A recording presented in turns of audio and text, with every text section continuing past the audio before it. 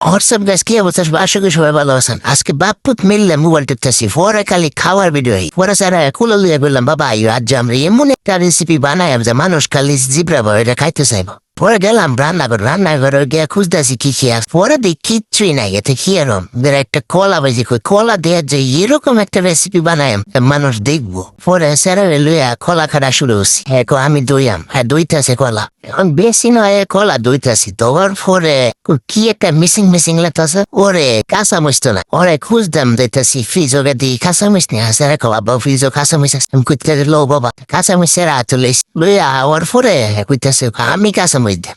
কাঁচামরিচ ঠাস করে ডালিয়ে দিছি, কোনো ভয় নাই। তারপরে আর কি করা, কাঁচামরিচ আর কলা সলা সব একলগে দেখতে আবশ্যি 10-15 মিনিট জিরা লাগবো। সারা বিলাইরে লইছে, বিলাইরে লইয়া খেলাধুলা করবো।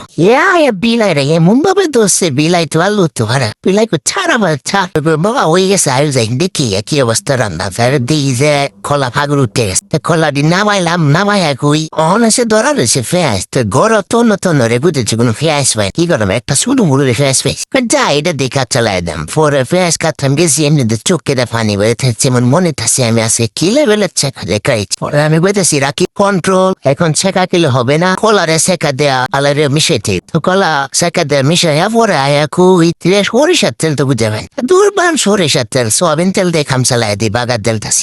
আব্বা আলারে লাড়া দেও পানি সুটতেছে। ওরে লাড়ালাড়ির পরে রান্না শেষ। হেমন স্যার আর বিস্তার মধ্যে আইসি কই বাবা আজ সেই লেভেলের একটা রিভিউ দেয় বাপুতে রান্দা। ওরা স্যার বলতেছে আমি খাই মাইনে তোলা তুমি খেতেছো মা আমি একটা খাই আমি কই আরে বেটা একটু খাই আগে দে। ওরা আচ্ছা দেও দেখতেছি স্যার ওরা খায় কষ্ট সেই টেস্ট